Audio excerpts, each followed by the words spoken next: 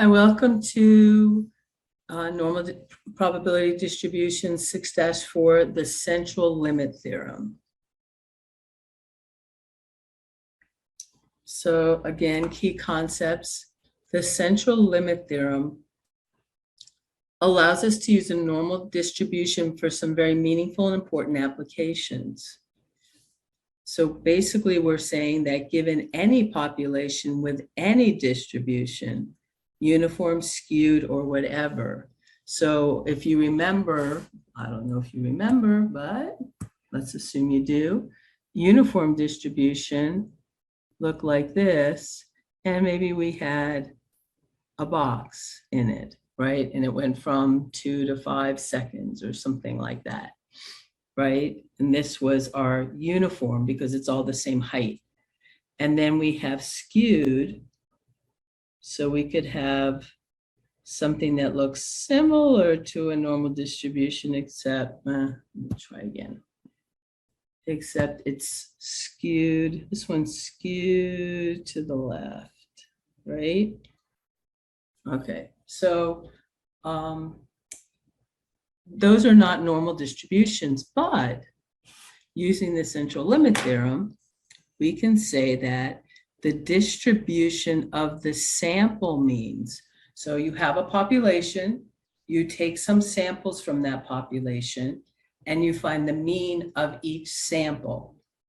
That's what this means. The distribution of sample means can be approximated by a normal distribution when the samples are large enough with n greater than 30. And basically here it's just saying there's some special cases where you might need to use more than 30, but it is rare. So I don't think that'll come up in it. I know this is not coming up in our class, but I did want to point out that there is that possibility. All right. So again, if we want to see what that looks like, if we look at this figure here, figure 6-21, this is not a normal standard deviation. I'm sorry, this is not a normal distribution. We can see that it doesn't look anything like a bell-shaped curve. So this is the original data. This is a histogram of the depths in kilometers of 1,392 earthquakes. And this histogram shows that those depths have a distribution that is clearly not normal. On the right here, these are for sample means, if we have a histogram of 100 sample means, so we took 100 samples from the population, we found the mean, and then and each sample had 50 earthquake depths. We made a histogram, and notice we've almost approximated a perfect normal distribution because n is equal to 50. It's not perfect, but it's pretty good compared to what it was. So we couldn't use normal distribution here, but here we can actually use the normal distribution. Let's see what the interpretation. The original earthquake depths depicted in figure 621, that's this one, have a skewed distribution, but when we collect samples and compute the mean for each of the samples, those sample means tend to have a distribution that is normal. So that's a pretty bold statement. Like we can take this data and turn it into something like this using the central limit theorem. Okay, let's continue. So the central limit theorem, for all samples of the same size, so they all have to be the same size. This is the sample size. N is greater than 30, so 31 and above. The sampling distribution of X bar can be approximated by a normal distribution with mean mu and standard deviation sigma over the square root of n, where n is the sample size. So basically it's saying here that the mean of all the samples forms a normal distribution, but the standard deviation, we have to divide by the sample size. And so we have to be given something. We have to be given either the population with any distribution, we have to know the mean and the standard deviation. And also we have to know that these are simple random samples, all of the same size, n, that we're going to select from the entire population. So these are the things that are what we need to have for the central limit theorem to work. Practical rules for real applications involving a sample mean X bar. So again, we have our requirements. Either we're told that the population has a normal distribution, or we're told that the sample size is greater than 30. So then if we know that, then the mean of all the means, okay? So the mean of all the means, that's what this means. We have mu sub X bar. So this is the mean of all the sample means, is actually equal to the mean of the population. And the standard deviation of all the means, of all the sample means, well, the standard deviation of the sample means is equal to the original standard deviation of the population, but we do have to divide it by the square root of the sample size. And our z-score changes this a little bit. Remember, for population, we had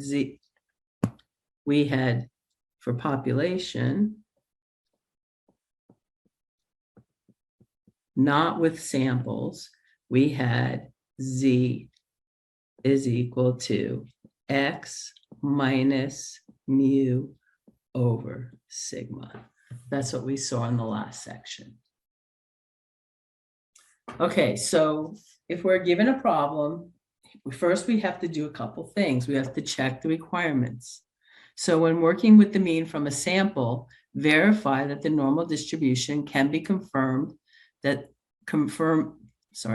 normal distribution can be used by confirming that the original, so there's a pretty much an or, original population has a normal distribution, or the sample size of each sample is greater than 30.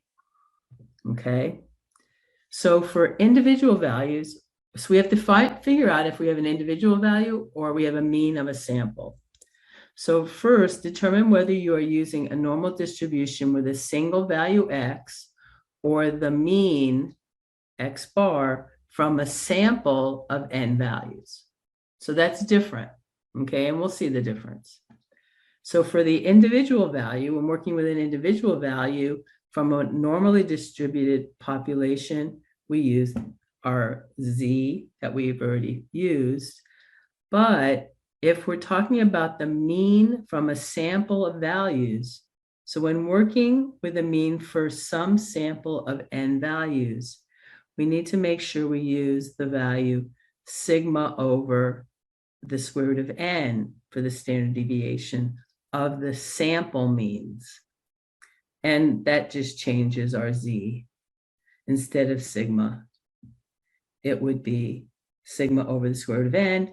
And instead of x, which is one value, we get the mean of the samples. Okay, the mean of the samples. So if all possible simple random samples of size n are selected from a population with mean mu and standard deviation sigma, the mean of all the sample means is denoted by mu sub x bar. And the standard deviation of all sample means is denoted by sigma sub x bar. So how do we, what does that mean? So again, if we have a bunch of samples and we take the mean of the samples, then the mean of that, the mean of the sample, the mean of the samples is actually equal to the mean of the population. That's pretty significant. And the standard deviation of the mean of the samples, which is what this sigma sub x bar represents, we have to divide by the square root of n, okay? And also just a note that sigma sub x bar is called the standard error of the mean and is sometimes denoted as SEM, standard error of the mean. All right, here we go. Let's do this example, and then I have a couple examples I picked from the homework, and then we'll be done. So the elevator in the car rental building at San Francisco International Airport has a placard stating that the maximum capacity is 4,000 pounds and 27 passengers. This converts to a mean passenger weight of 148 pounds when the elevator is full. Well, let's figure out what that means, first of all. So if you have 4,000 pounds that this elevator has as a maximum capacity, and you divide it by 27 passengers, which is the maximum amount of passengers we can have if the elevator is full, then we get, hold on.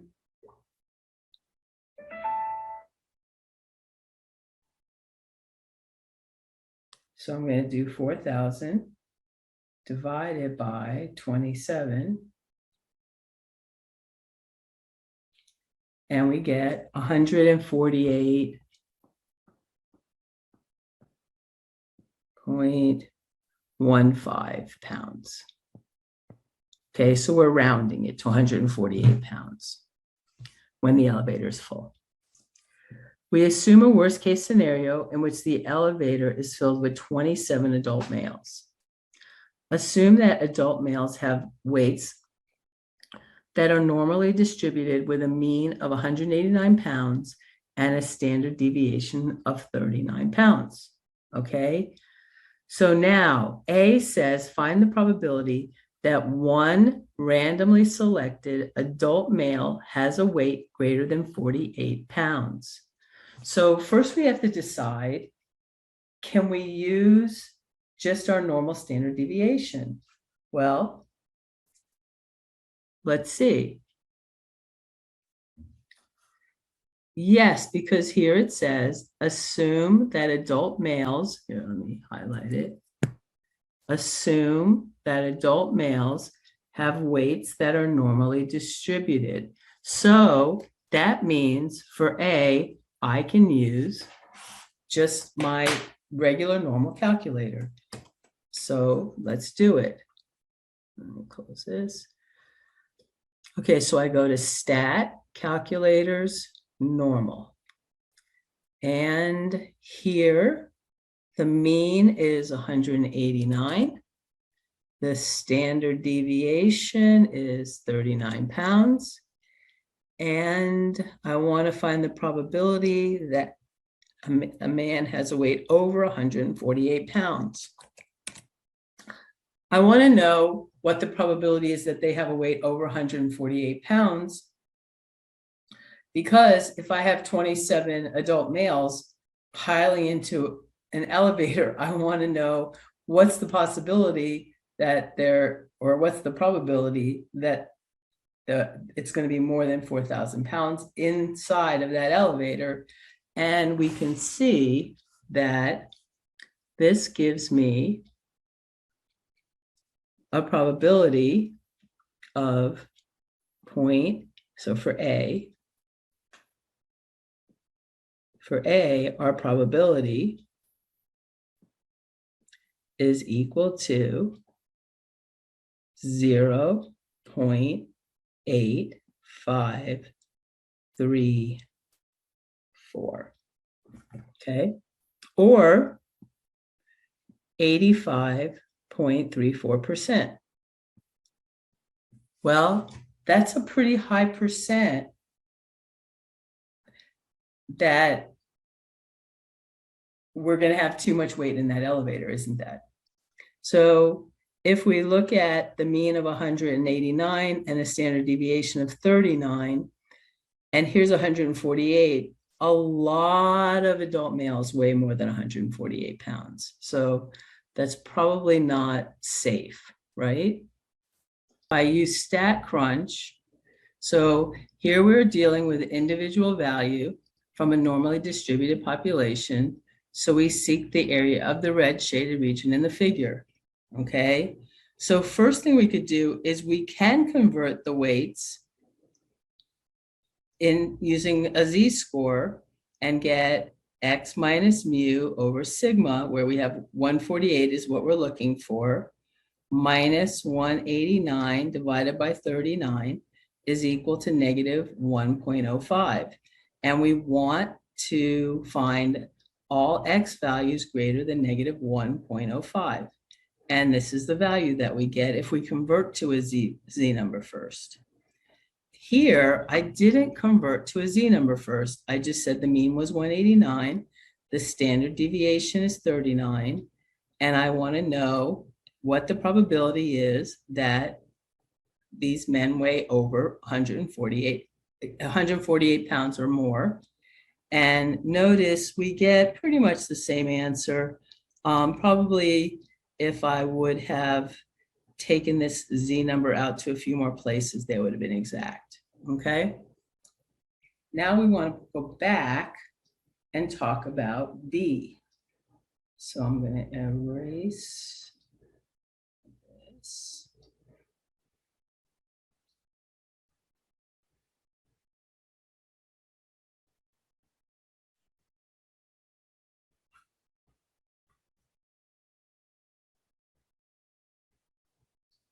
Okay, now it says for B, find the probability that a sample of 27 randomly selected adult males has a mean weight greater than 148 pounds. Now this is different because now instead, notice here, we selected one adult. And here we're selecting a sample of 27 adults. So now for this one, can we use the central limit theorem? Well, yes, we can, because we already know that the weights are normally distributed. So that works out perfectly. The only thing we have to do different, we know the mean is going to stay the same, but the standard deviation is going to be equal to the original standard deviation divided by the square root of n, which here n is equal to 27. So if we go back here, well, we have our mean as 189. We have our standard deviation. Our standard deviation is wrong. Let's find our new standard deviation. So our new standard deviation is 39 divided by the square root of 27. And that is equal to 7.5. I'll just round it up to 5.1. So 7.51. We still want to know the probability that the men weigh are greater than or equal to 148 pounds. And look at that, almost everyone. So here, this probability, the probability that X is greater than or equal to 148 pounds is equal to 0.9999. Basically, it's approximately 1 or 100%. Okay, so let's open this back up. Let's go down and look at part B. Okay, here's our solution to part B. We can use the normal distribution if the original population is normally distributed, or n is greater than 30. Well, n is not greater than 30, but we were told that the original population is normally distributed. The samples, okay, so that's what this says.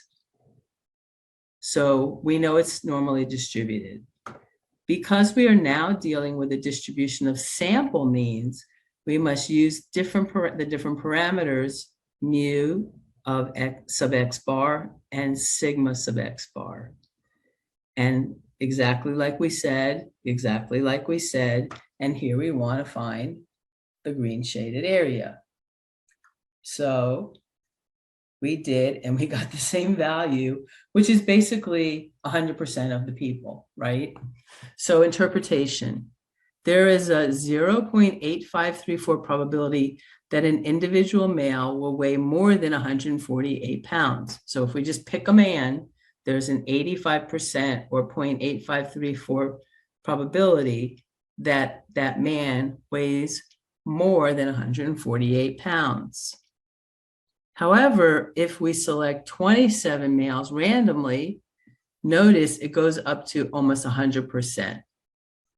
So let's see, that 27 randomly selected males will have a mean weight of more than 148 pounds. So that is not looking good for getting on this elevator if it's full, right? Given that the safe capacity of the elevator is 4,000 pounds, it is almost certain that it will be overweight if it is filled with 27 randomly selected adult males.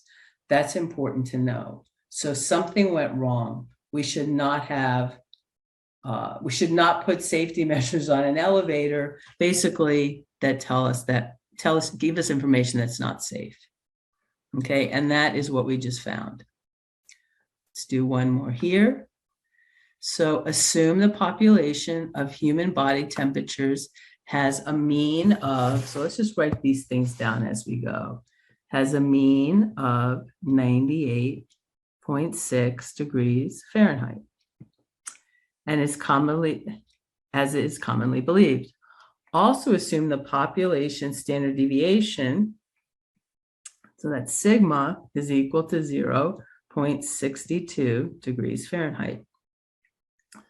Based on data from the University of Maryland researchers.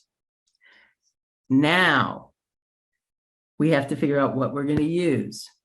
If a sample of size n is randomly selected, okay, so now we're talking about a sample, and the sample size is 106, which is greater than 30, so we're in good shape, okay? Find the probability of getting a mean of 98.2 degrees Fahrenheit or lower. So first, let's figure out what we need. We need our mu sub x bar, which is the same as our mu. So we can just use that. But our sigma of the mean of the sample, we have to say is equal to 0.62 degrees Fahrenheit divided by the square root of n, and n is 106. So that gives me a value of 0.62 divided by square root 106. That gives me 0.06. Good enough, okay? So this is the information now that we have to use. So let's go get our stat crunch. And we have, let's change our values. So our mean now is 98.6. Our standard deviation is 0.06, I believe. Let me just move this over a little, make sure.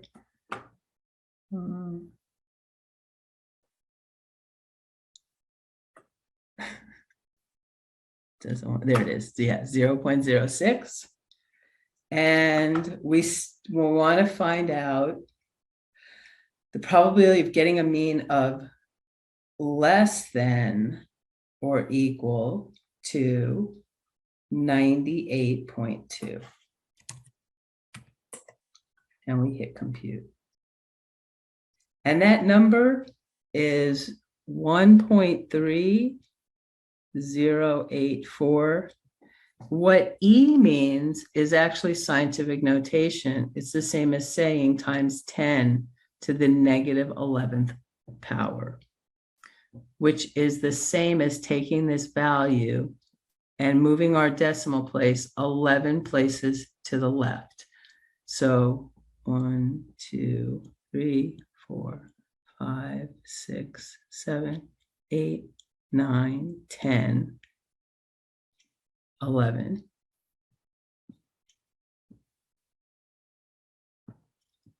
That would be our value, which is basically 0% or 0 probability.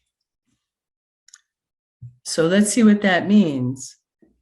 So if a sample size of n equals 106 is randomly selected, the probability of a mean of 98.2 degrees Fahrenheit or lower is really pretty much 0.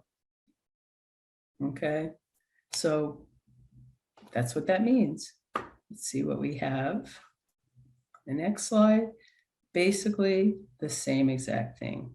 So we work under the assumption that the population of human body temperatures has a mean of 98.6. We weren't given the distribution of the population, but because the sample size is n equals 106, which exceeds 30, we use the central limit theorem and conclude that the distribution of sample means is a normal distribution. So basically, because we have our sample size is very big, and we don't know anything about the original population, but our sample size is big enough to use the central limit theorem. And just like we did before, our mu is the same. Our sigma sub x bar, we had to divide by the square root of 106, and we got this tiny, tiny number. So that concludes the PowerPoint part of the presentation. Let us go to the problems.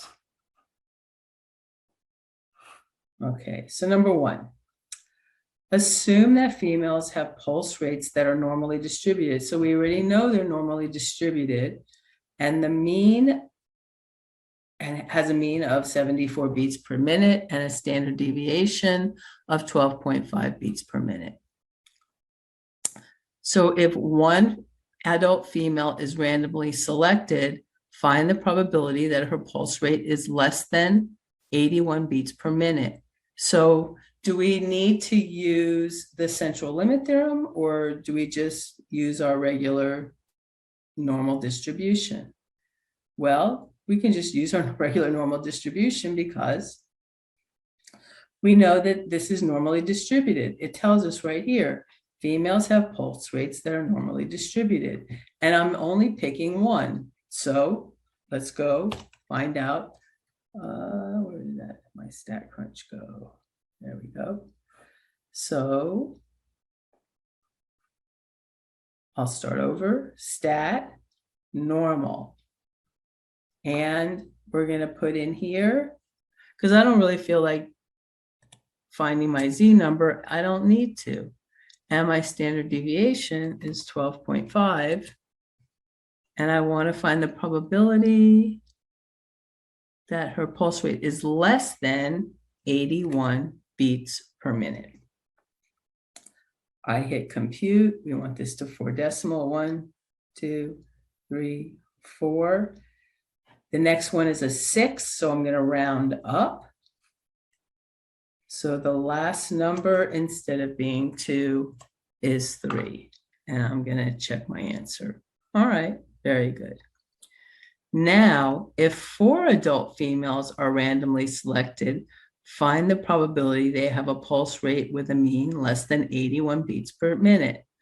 Well, I need to do my standard deviation. Here, let me write this down. I need to take my standard deviation, which is equal to my standard deviation divided by the square root of n. And here my sample size is 4. But I can use it because I already know that pulse rates are normally distributed.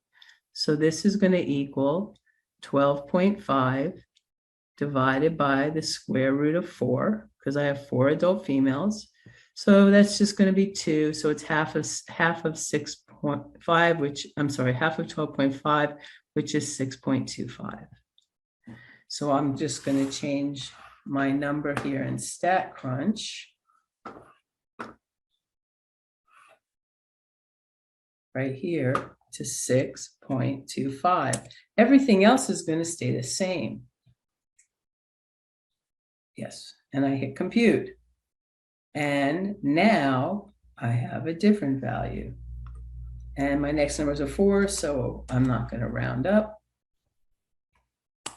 And let's check our answer. Perfect. Okay, let me erase that.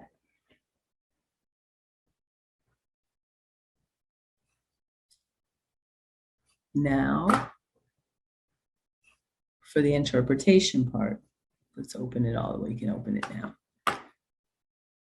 Why can the normal distribution be used in part B, even though the sample size does not exceed 30? So let's see. Since the distribution is of individuals, not sample means, the distribution is a normal distribution for any sample size. Well, that doesn't have anything to do, that's for A, that's true, but for B, no. Since the distribution is of sample means, that's true, not individuals, the distribution is a normal distribution for any size sample. Could be that, but let's keep reading. Since the mean pulse rate exceeds 30, nope, has nothing to do with the mean pulse rate. Let's go back to our B. Since the original population has a normal distribution, the distribution of sample means is a normal distribution for any size sample. That is actually for sure the one. Perfect. So that's basically how you answer these. Because we had the original population of females was normally distributed, I can assume that I can use the central limit theorem. Okay. And number 2. All right. The weight of a certain brand of candies are normally distributed. Very good to know. With a mean of 0.8586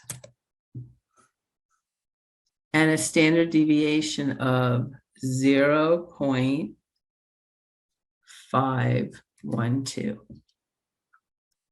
A sample of these candies came from the package containing 470 candies, and the package label stated that the net weight is 401.1 grams. If every package has 470 candies, the mean weight of the candies must exceed this value for the net contents to weigh at least 401.1 grams. So now, first thing, if one candy is randomly selected, find the probability that it weighs more than 0.8533. Okay, well, I'm only picking one. This is an individual, so I don't use the central limit theorem. I don't have to divide by the square root of n. And even if I did, it would just be dividing by 1. So I just need to put in here, I want it to weigh more than 8533. I compute and I get this value. The next number is a 2, so I don't round up. I just leave it the way it is. And I hit check answer, and there we have it. If 470 candies are randomly selected, find the probability that their mean weight is at least 8533. Well, everything's staying the same except for one thing. The only thing that's different is that my standard deviation, when I'm not looking at an individual, but looking at a sample size, is going to be the original standard deviation divided by the square root of n, and here n is 470. So my standard deviation is 0.0512. So let's do the calculation. So we have 0.512 divided by the square root of 470. And I get 0.002361668. I think that's enough places. Don't round too small, you will get the wrong answer. So I have 0.002361668. And we still want to know the probability that it's greater than 0.8533, yes. And we get a pretty significant number. That last number is going to have to go up one.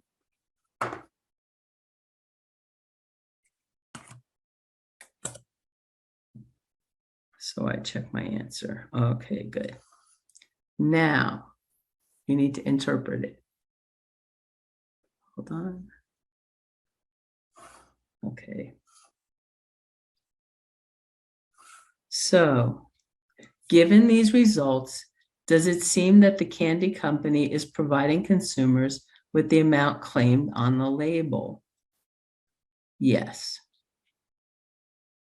Because the probability of getting a sample mean of 0.8533 or greater. So we don't want, if we bought candy, we don't want to get less than we expect. We want to get exactly what we expect, or maybe a little bit more, right?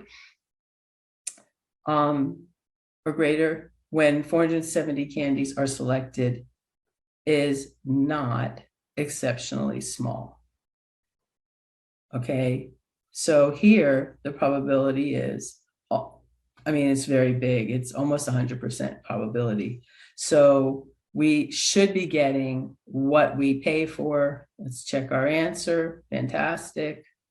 And that basically concludes this section 6-4. Thanks for watching.